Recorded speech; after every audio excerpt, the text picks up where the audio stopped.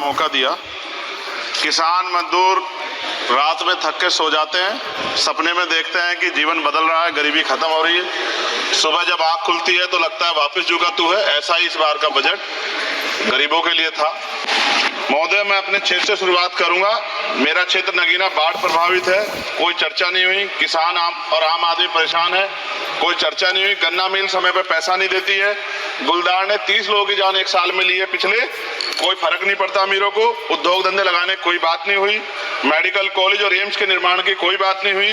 ग्रामीण क्षेत्रों में खेलों को बढ़ावा देना, स्पोर्ट कॉलेज की कोई बात नहीं हुई। महोदय, देश में भूमि सुधार किया जाए। लाखों बीघा जमीन जो है भू माफिया ने कब्जाई हुई है, भूमिहीन लोगों को भूमि दी जाए। बिजली के दाम में कटौती की जाए। गरीबों को कम दाम पे जो है बिजली उपलब्ध कराई जाए। ठेकेदारी प्रथा, संविदा, लेटर एंट्री खत्म की जाए। पक्की नौकरी दी जाए। निजीकरण की वजह से सरकारी नौकरियां लगभग खत्म हो गई हैं। मेरी मांग है, और मैंने निजी विधेयक भी पेश किया था, कि निजी क्षेत्रों में SC ST की OBC के लोगों को आरक्षण की व्यवस्था कराई जाए और पुरानी पेंशन बहाल की जाए।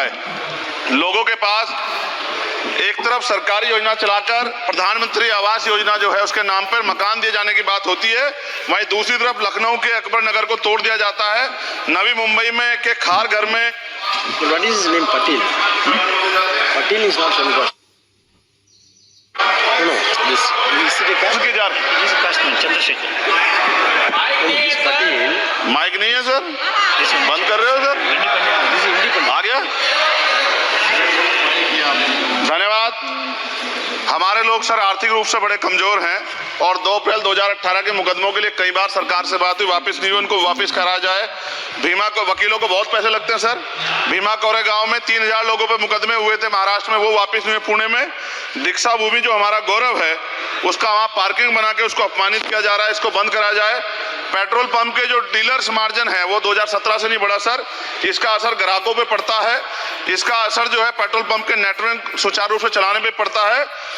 डीजल मार्जिन की बढ़ोतरी ना होने से हजारों कर्मचारी, लाखों कर्मचारी जो वहां काम करते हैं उनके जीवन पर असर पड़ रहा है।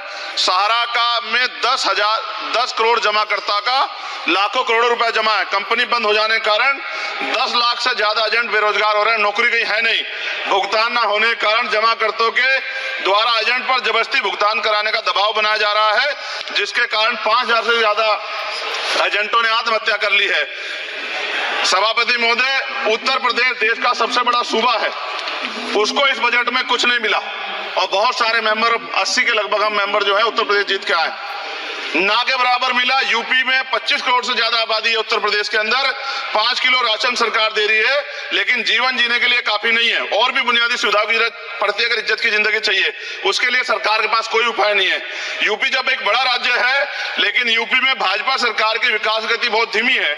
हमारी सरकार से, केंद्र की सरकार से मांग है, हमें यूपी की सरकार की चिंता नहीं है लेकिन यूपी की जनता की चिंता है। मैं मांग करता हूं कि यूपी को 4 भागों में विभाजित किया जाए।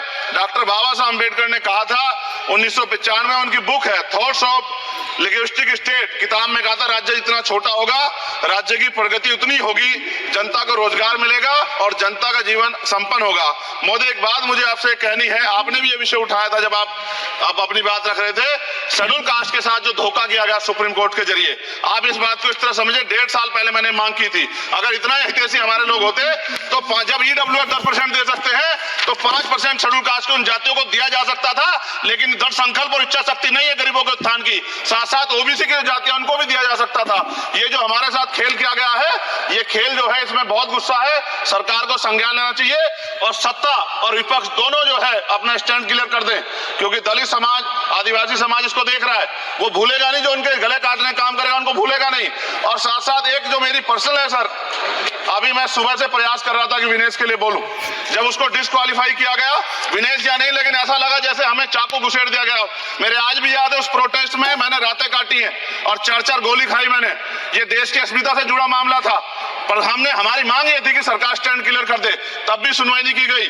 जब मंत्री बोलने आए तो हमने उनसे कहा कि हमें कुछ इंफॉर्मेशन चाहिए, उस पर बात नहीं हुई। सवाल ये है सर, 1 गोल्ड हमारे लिए आ रहा था और जब ये गोल्ड आता देश गौरवान्वित होता, और क्या व्यवस्था थी सर कि उसका वेट बढ़ गया, पता ही नहीं लगा सिस्टम के लोगों को।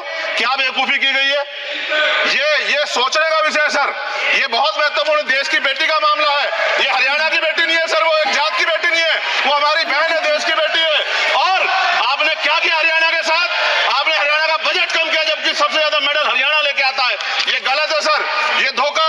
हमें इस बात की तकलीफ है कि विनेश जो है देश का नाम गौरवान्वित करती, इस देश का नाम बढ़ाती, लेकिन आज जो है अपमान का सामना करना पड़ रहा है। जब हमारे हितों की बात होगी हम जो है समझौता कर सकते हैं, लेकिन जब देश के हितों की बात होगी, बाबा साहब अम्बेडकर ने कहा था हम प्रथम और अंत्य भारतीय हैं। जब देश हितों की बात होगी, महिला हितों की बात होगी, महिला सम्मान की बात होगी, और हम कीमत चुका देंगे। सरकार के मंत्री ने क्या कहा कि हमने इतने पैसे दिए, एहसान किया क्या?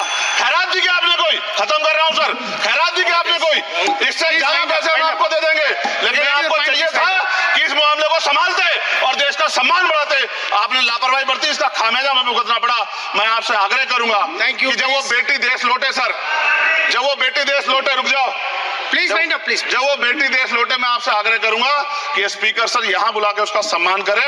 हम सब लोग, वो देश की बेटी है सर, देश के लिए गोल्डन गर्ल है वो, उसका सम्मान यहां किया जाए सर, हमें चाहते हैं। बहुत बहुत धन्यवाद, आपने बात रखने का मौका दिया।